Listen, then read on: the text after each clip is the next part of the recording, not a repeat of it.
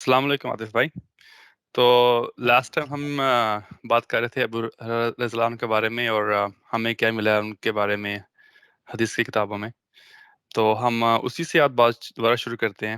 تو پہلا کویشچن تو یہ جو کچھ لوگ بولتے ہیں کہ جو عمر رضی اللہ عنہ تھے وہ بھی ان پر بہت سختی کیا کرتے تھے اور ان کو منع کرتے تھے حدیثوں کے بارے میں. تو یہ بات کیا سچی ہے کہ یہ لوگوں نے خود باتیں بنائی ہوئی ہیں؟ ہاں، تو حدیث کے معاملے میں کچھ روایات تو ایسی ملتی ہیں کہ عمر بن خطاب نے ابو ہریرہ پر سختی کی ہے روایات بیان کرنے کے معاملے میں، کیونکہ ہم پچھلے سیشن میں یہ دیکھ چکے ہیں کہ کثرت روایات میں کثرت کرنا اور اس کے ساتھ ساتھ تدلیس کا معاملہ وہ بھی ہم نے دیکھا تھا کہ تدلیس بھی شامل ہے. خود ہی تاریخ کی کتابوں کے اندر ہی یہ موجود ہے، ہم تو صرف نقل کرنے والے ہیں. عمر بن خطاب سے اس موضوع پر دو تین چیزیں ہمیں ملتی ہیں. ایک کویشچن تدلیس پہ. تو کچھ لوگ یہ بولیں گے کہ تدلیس پہ صحیح ہے، ان پہ آپ نے الزام لگا دیا تدلیس کا، بات ٹھیک ہو گئی. مگر جو تدلیس کی جو سائنس ہے، جو اس کا علم ہے، وہ تو ڈیولپ کیا بعد میں لوگوں نے.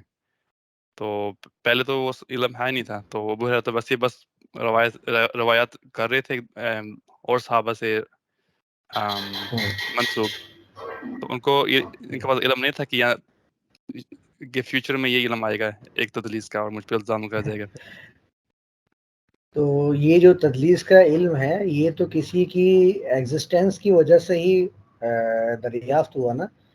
اس کی بس ایک ٹرم بنا لی گئی تدلیس، یعنی کہ ایک کام انہوں نے بتایا کہ ماضی میں یہ کام ہو رہا ہے، یہ کام جاری و ساری ہے، اس کام کی یہ نوعیتیں ہیں اور اس طریقے سے یہ کام کیا جاتا ہے. تو انہوں نے ایک لفظ میں بیان کرنے کے لیے اس کو تدلیس کہہ دیا، یعنی کہ ایک جاری عمل کو انہوں نے صرف موسوم کر دیا. جیسے کہ آج ہمارے ہاں دریافت جب کی جاتی ہے، کوئی چیز ڈسکور کی جاتی ہے، تو ڈسکور کرنے کا مطلب یہ نہیں ہوتا کہ ان کے کہنے سے وہ چیز بنی ہے یا اس کا وجود ان کے کہنے سے سامنے آیا ہے، بلکہ وہ ڈسکوریز کرتے ہیں تو وہ پہلے سے موجود چیزوں کے بارے میں نام بیان کر دیتے ہیں. جیسے کہ اگر آپ کہتے ہیں جوپیٹر، تو کیا جوپیٹر کا نام رکھنے کے بعد جوپیٹر تیار ہوا تھا یا پہلے سے وہ موجود تھا؟ اس کا نام جوپیٹر رکھ کے صرف لوگوں کے ذہن میں یہ ایک خیال پیش کرنا تھا کہ دیکھیں جوپیٹر میں کہوں گا تو اس سے آپ کیا مراد لیں گے.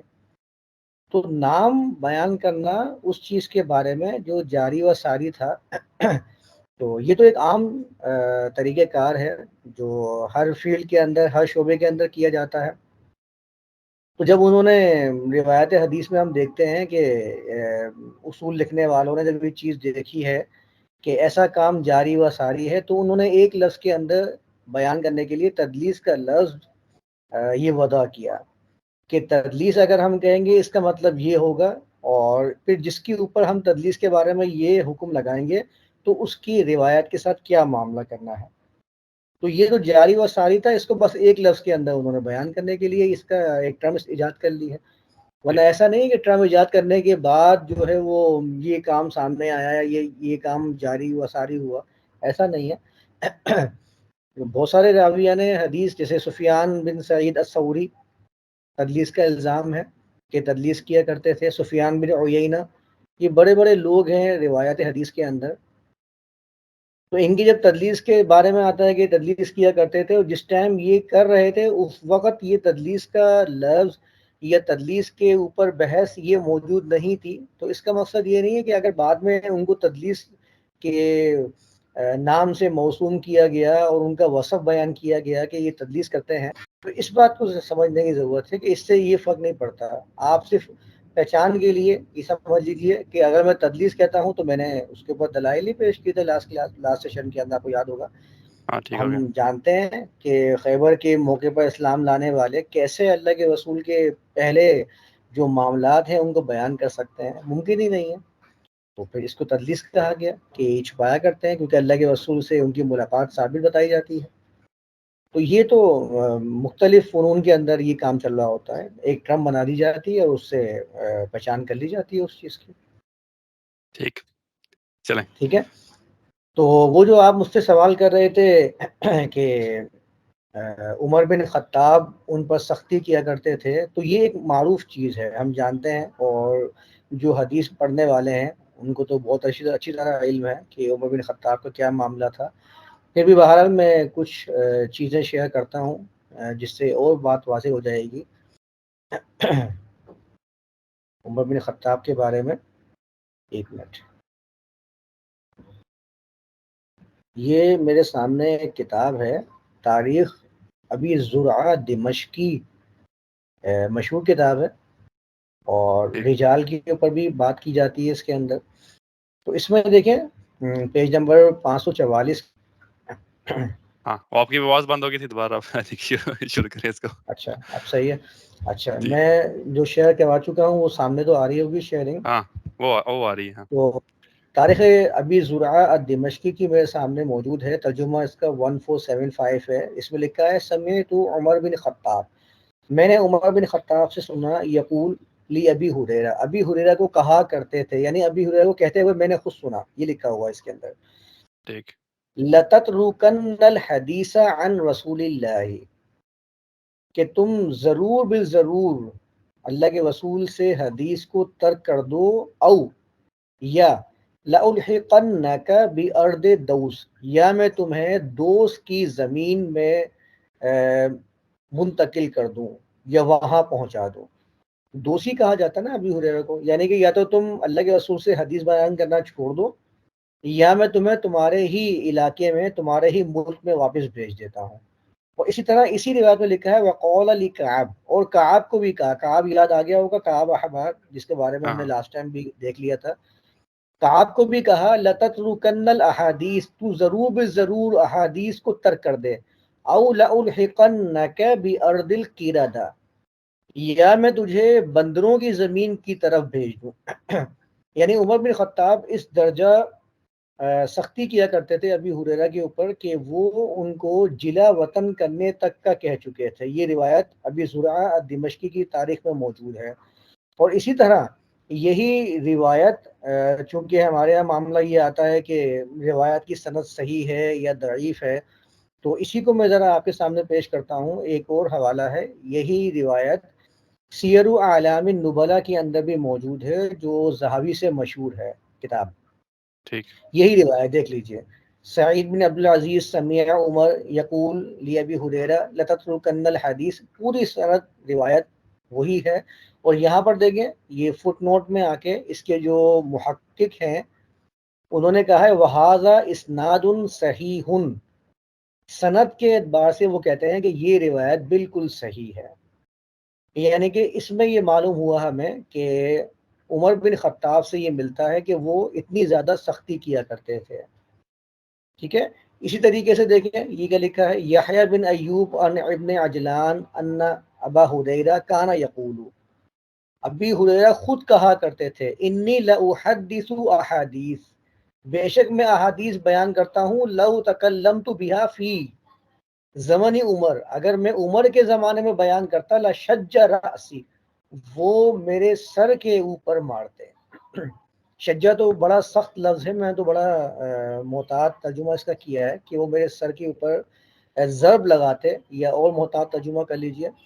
یہ بھی سیر اعلام النبلاء کے اندر ہی لکھا ہوا ہے، اس کا فٹ نوٹ بھی نیچے انہوں نے دیا ہوا ہے کہ کہاں ابن کثیر نے فی البدایہ میں نقل کیا ہے، اور مصنف عبد الرزاق کے اندر بھی اس موضوع پر روایت موجود ہے۔ یہ خود اس کی نقل کر رہے ہیں کہ ابی ہریرہ کیا کہا کرتے تھے، اور طبقات ابن سعد کے اندر بھی اس جیسی اور بھی روایت موجود ہیں۔ تو عمر بن خطاب سے تو اس پر بڑی سختی آتی ہے کہ وہ ان پر بڑی سختی کیا کرتے تھے، معروف چیز ہے، لوگ جانتے ہیں۔ جو بھی روایت حدیث سے ان کا سمجھ لیجئے کہ پڑھنا اور سمجھنا یا ان کا معاملہ چلتا ہے روایت حدیث کے اندر یا اصول حدیث میں، وہ جانتے ہیں اچھی طرح سے کہ عمر بن خطاب سے یہ روایت معروف ہے۔ ٹھیک، تو عمر بن خطاب سے تو یہ بات سامنے آتی ہے کہ وہ ان کو نکالنے کا حکم دیا کرتے تھے کہ میں نکال دوں گا تمہیں اگر تم نے روایات کو ترک نہیں کیا اللہ کے رسول سے۔ اور دوسری بات میں نے ابھی آپ کے سامنے پیش کی کہ خود ابی ہریرہ سے منقول ہے کہ اگر عمر بن خطاب کے زمانے میں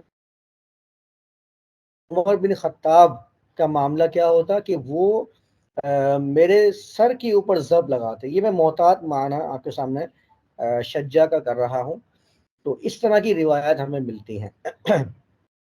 اچھا، عمر بن خطاب سے ایک تو روایات کا معاملہ، پھر عمر بن خطاب کے معاملہ یہ بھی تھا کہ ان سے میں نے کچھ روایات کو اور بھی سرچ کیا، تو مجھے ان سے کچھ ایسی روایت بھی ملی ہیں جس میں معلوم ہوتا ہے کہ ان کی رائے ابی ہریرہ کے بارے میں اچھی نہیں تھی. میں روایات کے ہی طرز کے اوپر بیان کر رہا ہوں. سند وغیرہ یہ مختلف اسناد ہیں. میں اس کی اسناد سب سے پہلے حوالے کے ساتھ پیش کر دیتا ہوں. یعنی کہ ان کی رائے بھی بتائی جاتی ہے کہ ابو ہریرہ کے بارے میں اچھی اور بہتر نہیں تھی. جیسے کہ یہ میرے سامنے موجود ہے المستدرک الحاکم، آپ حوالہ دیکھ لیجئے. ٹھیک. جزء ثانی یعنی سیکنڈ جلد 378 پیج نمبر ہے، اور رقم ہے حدیث کا اثر کا 3327. اور یہ جو حوالہ ہوتا ہے نا سائڈ میں 2348، یہ اصل جو نسخے کا حوالہ ہوتا ہے نا وہ والا حوالہ ہے یہاں پر. لیکن یہ پوری سند لکھی ہوئی ہے مستدرک حاکم کے اندر. اور محمد بن سیرین سے روایت ابی ہریرہ سے قول علی عمر نے مجھ کو کہا، یعنی عمر نے مجھ سے کہا. ابی ہریرہ خود نقل کرتے ہیں، یا عدو اللہ و عدو الاسلام. یعنی عمر بن خطاب کی ابی ہریرہ کے بارے میں یہ رائے بیان کی جا رہی ہے کہ عمر بن خطاب ان کو اللہ اور اسلام کا دشمن قرار دیتے تھے. باقی جو آگے جو بات ہے نا یہ تو الگ ہے. سب سے پہلی بات یہ آ رہی ہے کہ عمر بن خطاب سے یہ منقول ہے کہ وہ ان کو یا عدو اللہ کے لقب سے ملقب کیا کرتے تھے. یہ لقب بیان کیا کرتے تھے کہ اے اللہ کے اور اے اسلام کے دشمن. خنتا مال اللہ، تو نے اللہ کے مال میں خیانت کی ہے. قول، تو انہوں نے کہا قلت، میں نے کہا لست عدو اللہ، میں اللہ کا دشمن نہیں ہوں، ولا عدو الاسلام، نہ اسلام کا دشمن ہوں. اور پھر آگے بیان کیا ولیکن عدو من عدا ہوں، بلکہ میں تو ان دونوں کا جو دشمن ہے اس کا دشمن ہوں. ولم اخن مال اللہ، میں نے اللہ کے مال میں کوئی خیانت نہیں کی. پورا قصہ ایک چل رہا ہے کہ مال میں خیانت کی یا نہیں کی. انہوں نے ابو ہریرہ کو عامل بنایا کسی چیز کے اوپر یا کسی علاقے کے اوپر، تو وہاں پر یہ معاملہ پیش آیا. اور بھی مختلف اسناد اس کی موجود ہیں. اچھا، پھر یہ بات چلتی ہے آگے. قول، انہوں نے کہا فَأَعَادَهَا عَلَيَّ، یعنی کہ عمر بن خطاب بار بار مجھ سے یہی کہتے رہے. وَأَعَدْتُ عَلَيْهِ هَذَا الْكَلَامَ، اور میں بھی ان کو یہی جواب دیتا رہا. دیکھ لیجئے. قول فغرمنی، غرمہ کا مطلب ہوتا ہے کسی پر تاوان لگانا، جرمانہ لگانا. تو پھر انہوں نے مجھ پر 12,000 کا جرمانہ عائد کیا. اور اس سند کے بارے میں دیکھیں لکھا ہے ھذا حدیث باسناد صحیح، یعنی یہ حدیث اس سند کے ساتھ بالکل صحیح ہے. علی شرط شیخین مطلب بخاری اور مسلم کی شرط پر بالکل صحیح ہے. ولم یخرجہ، البتہ انہوں نے اس کی تخریج نہیں کی ہے اپنی کتابوں میں، لیکن ان کی شرط کے اوپر بالکل صحیح ہے. یہ المستدرک حاکم کی روایت ہے، آپ دیکھ لیجئے. دوسری جو جگہ ملتی ہے ہمیں کہ عمر بن خطاب کیا رائے رکھتے تھے، یہ خود کتابوں میں لکھا ہوا ہے. اور رائے رکھنے کے ساتھ ساتھ وہ ان پر کیا الزام لگا رہے تھے، اور الزام لگانے کے بعد جرمانہ بھی عائد کیا گیا ہے. یہ المستدرک حاکم والے خبر دے رہے ہیں. آپ دیکھ لیجئے عمر بن خطاب کی رائے بھی چیک کر لی ہم نے، اور عمر بن خطاب کا جو معاملہ تھا ان کے بارے میں کہ وہ روایات کے اندر کس طرح سختی کرتے تھے وہ بھی سامنے آ گیا. تو یہ عمر رضی اللہ عنہ نے ان کو بنایا تھا گورنر کسی علاقے کا، انہوں نے بنایا تھا کہ ہاں، یہ میں آپ کو اس کا بھی حوالہ دے دیتا ہوں. یہ میرے پاس ابھی میں نے طبقات اپنے ساتھ دیکھی ہے، تو میں نے اس کو بھی سند کو دیکھا تھا. یہ طبقات ابن سعد مشہور کتاب ہے تاریخ کے اوپر بھی، اور اس کے اندر کچھ کلام بھی ہے راویوں کے بارے میں. یہ دیکھیں الجزء الخامس یعنی 5th جلد کے اندر 5th والیوم میں پیج نمبر 252. محمد بن سیرین وہی روایت ویسی سند ہے. عن ابی ہریرہ قال كنت عاملا بالبحرین، یہ بحرین کا علاقہ جو آج کے زمانے مشہور ہے اسی کے بارے میں آیا ہے کہ میں عامل تھا، یعنی کہ وہاں پر کسی ذمہ داری پر مجھے ذمہ داری دی گئی تھی، ذمہ دار بنایا گیا تھا. تو اس کے بعد بھی دیکھیں لکھا ہوا ہے عمر بن خطاب میرے پاس آیا اور کہا عدو للہ ولی الاسلام او قول عدو للہ ولی کتابہ سرقت مال اللہ، تو نے اللہ کا مال چوری کیا ہے. ٹھیک. تو یہ بعد ایک میں کچھ وضاحت آئی ہے. کچھ یہ لوگ بول دیں کہ تو طبقات ابن سعد کے اندر اس کی مزید وضاحت مل گئی ہے. اور بھی بہت ساری باتیں ہیں جس کو میں ابھی چھوڑ دیتا ہوں کیونکہ عمر بن خطاب کی یہ روایت سامنے ہے. تو اگر یہ بھی بولے کہ عمر رضی اللہ عنہ اس کو کوئی عہدہ دیا بحرین میں، اس کا مطلب یہ تو ہے کہ ان پہ وہ اعتماد کرتے تھے تو اس لیے دیا ان کو. ہاں، تو اعتماد کرنے کے بعد پھر یہ بتایا جا رہا ہے کہ اعتماد کو ٹھیس بھی پہنچی ہے. ٹھیک، تاریخ میں لکھا ہوا ہے. اسی کا ذکر یہ طبقات میں اور یہ اپنا المستدرک حاکم کے اندر سند پیش کی انہوں نے، اور سند پیش کر کے صحیح بھی کہہ رہے ہیں. ٹھیک ہو گیا، صحیح. تو کوئی اور بھی ہے ایسی ہے، سنا جاتا ہے کہ ایک دفعہ عائشہ رضی اللہ عنہ نے بھی ان کو منع کیا یا ان کی کریکشن کی احادیث کی نریشن میں. اس میں ہے کوئی میرے پاس کوئی ریفرنس وغیرہ؟ احادیث میں، ہاں احادیث کے اندر تو میرے نے کچھ اور بھی ان کی روایات دیکھی تھیں، بخاری وغیرہ کے اندر بھی تھیں، تاریخ دمشق کے اندر بھی مجھے کچھ ملی تھیں. تو ایک تو سب سے پہلے ہم دیکھ لیتے ہیں کہ عائشہ بنت ابی بکر کے بارے میں آپ سوال کر رہے ہیں، تو وہ میں ابھی آپ کے سامنے رکھتا ہوں کہ عائشہ بنت ابی بکر سے ہمیں کیا ملتا ہے روایات کے اندر. کہ یہ تاریخ مدینہ دمشق، جو تاریخ دمشق کے نام سے مشہور ہے، ابن اساکیر کی سے معروف کتاب بیان کی جاتی ہے. اس کی جلد نمبر 67 اور پیج نمبر ہے 353. آپ دیکھیں اس میں کیا لکھا ہے. قولت عائشہ، یہ پوری سند چل رہی ہے. یہ سند ایک جگہ ہے اور بھی اس کی اسناد موجود ہے. اوپر ہی دیکھیں اس کی بہت ساری اسناد انہوں نے بیان کی ہوئی ہیں، اور اس کے علاوہ اور بھی کتب کے اندر یہ اسناد مل جاتی ہیں. میں نے ایک سند کا انتخاب کیا. تو لکھا ہے کہ قولت عائشہ لی ابی ہریرہ، عائشہ نے ابی ہریرہ سے کہا انک لتحدث. السلام علیکم. آپ کی پھر آواز بند ہو گیا آپ کی. معلوم نہیں تو آج آپ کیا ایشو ہو رہا ہے کہ آپ یہ کا بس انٹرنیٹ تھوڑا ڈسکنیکٹ ہو رہا ہے. ہاں، تو میں جو آپ کو دکھا رہا تھا وہ دیکھیے دوبارہ سے تاریخ مدینہ دمشق کے اندر کہ اس میں لکھا ہے قولت عائشہ لی ابی ہریرہ انک لتحدث عن النبی حدیثا، تم تو اللہ کے رسول سے نبی صلی اللہ علیہ وسلم سے لکھا ہے ایسی حدیثیں بیان کرتے ہو ما سمعتہ منہ، ہم نے تو وہ حدیثیں ان سے نہیں سنی. اس کے جواب میں ابو ہریرہ کہتے ہیں کہ آپ کو طلب نہیں تھی، آپ کا شغل نہیں تھا. یہ پورا کا پورا لکھا ہے. لیکن وما کانا یشغلنی عنہا شیئا، لیکن مجھے کسی چیز نے مشغول نہیں کیا اس چیزوں سے.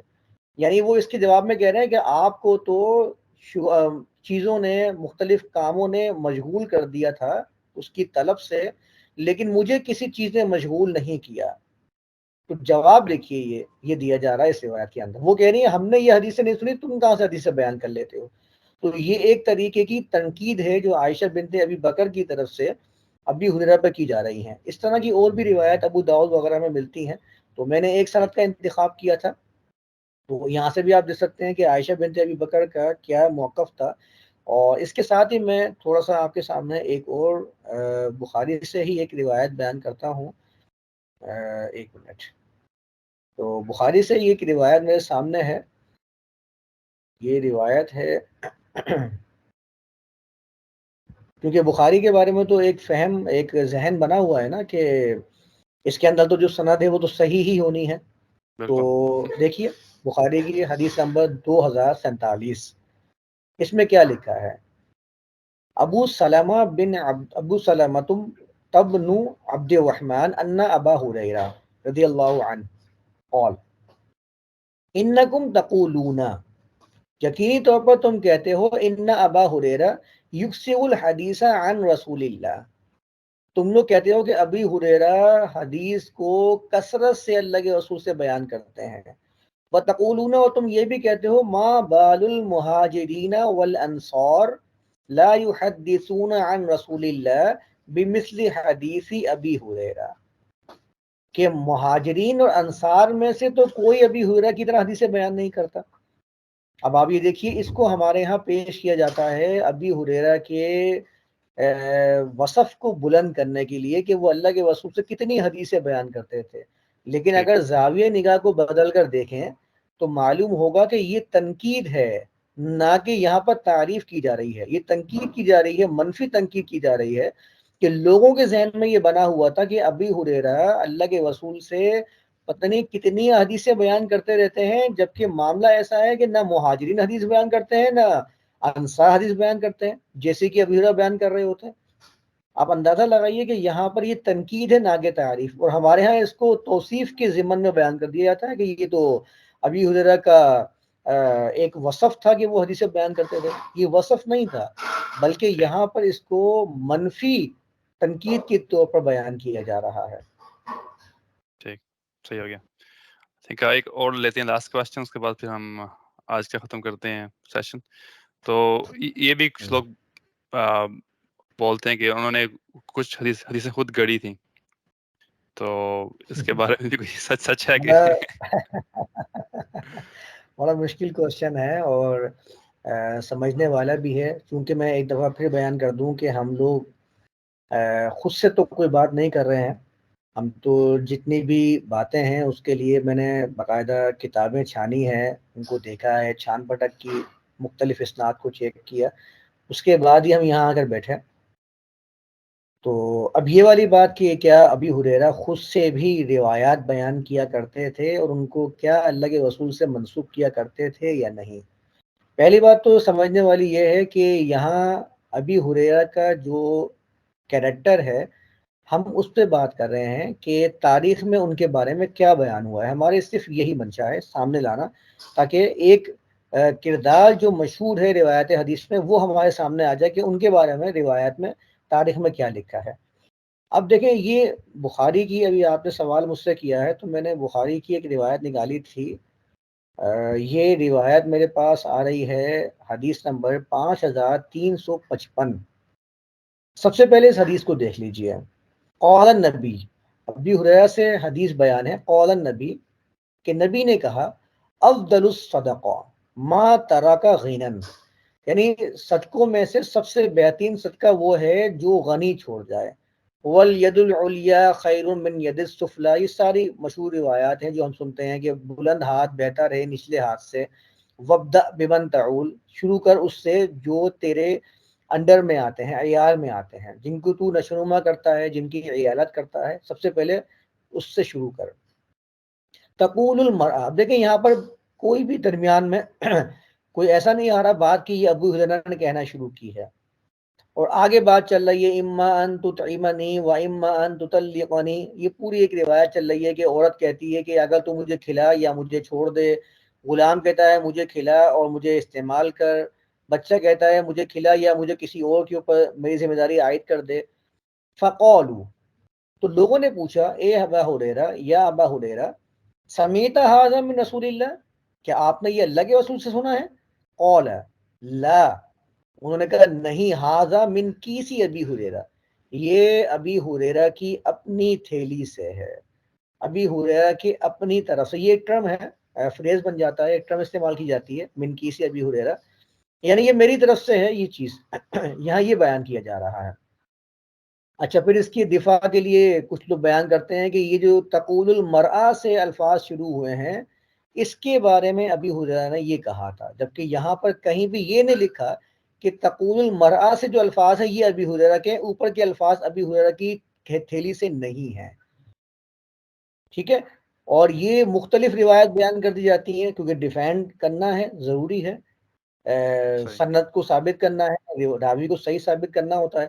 تو اس والی روایت کو میں نے بیان نہیں کیا، بلکہ اس کو کئی علماء نے جو اصول حدیث سے وابستہ ہیں انہوں نے بیان کر کے کہا ہے کہ یہ تو ایک بڑا طعن ہے جو ابی ہریرہ پر جاتا ہے کہ وہ اپنی طرف سے روایت بیان کر کے اسے اللہ کے رسول سے منسوب کر دیا کرتے تھے. تو یہ میرے اقوال نہیں ہے، یہ تو کئی لوگ اس کو بیان کرتے جا رہے ہیں اور دلیل میں یہی روایت پیش کرتے ہیں. تو اب آپ دیکھ لیجئے کہ اس روایت کے اندر درمیان میں کوئی ایسا واسطہ نہیں کہ کون سے الفاظ اللہ کے رسول کے ہیں، کون سے ابی ہریرہ کے ہیں. اس میں تو لکھا ہے کہ آپ نے یہ سنا ہے. اب ھذا کیا جو اشارہ ہے یہ سب کا سب اوپر کی طرف جا رہا ہے. اب آپ اس کو اوپر لے جائیے یا ڈیفینڈ کرنے کے لیے تقول المرأة پہ لے جائیے، یہ آپ پہ ڈیپینڈ کرتا ہے. بہرحال روایت بخاری کی ہے، اس کے اندر لکھا ہے کہ یہ ابی ہریرہ کی اپنے پاس سے ہے، تو آپ اس کو بھی دیکھ لیجئے. ساتھ میں کچھ اور بھی میرے پاس موجود ہے، جیسے کہ آپ نے مجھ سے سوال بھی کیا تھا پہلے بھی، اور میں نے ابراہیم نخائی سے بھی آپ کو ایک بات بیان کی تھی کہ وہ لوگ ابی ہریرہ کی روایات کو درست نہیں سمجھتے تھے اور ابی ہریرہ کی روایات کو ترک کر دیا کرتے تھے. تو اس کے اوپر میں تھوڑا سا بیان کر دیتا ہوں تاکہ پھر ہم اس کو وائنڈ اپ کرتے ہیں اس چیپٹر کو، اور پھر اگلے معاملات کی طرف جائیں گے. تو میرے پاس ایک کتاب ہے کہ احناف کیا ابی ہریرہ سے دلیل لیا کرتے تھے، ان کو قابل اعتماد سمجھتے تھے یا نہیں. تو احناف چونکہ ایک بڑی جماعت سمجھی جاتی ہے، تو میں ان کے کتاب سے ہی کچھ آپ کے ساتھ شیئر کر لیتا ہوں.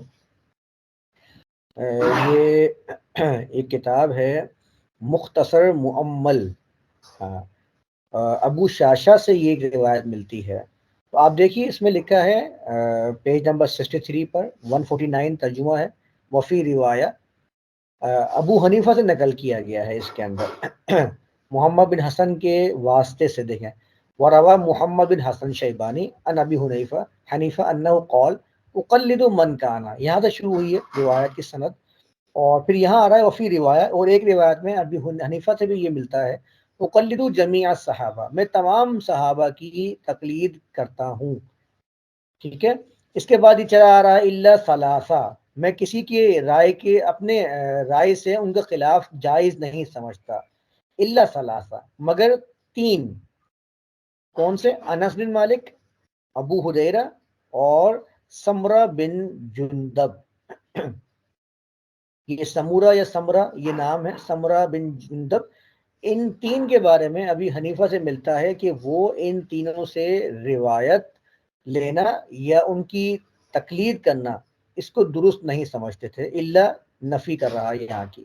فقیل له فی ذلک فقال، جب ان سے مسجد اس کے بارے میں پوچھا گیا تو انہوں نے کہا اما انس فاختلط فی آخری عمرہ، اپنی عمر کے آخری حصے میں ان کو اختلاط ہوا تھا. اختلاط کا مطلب ہوتا ہے کہ حافظہ خراب ہو گیا تھا.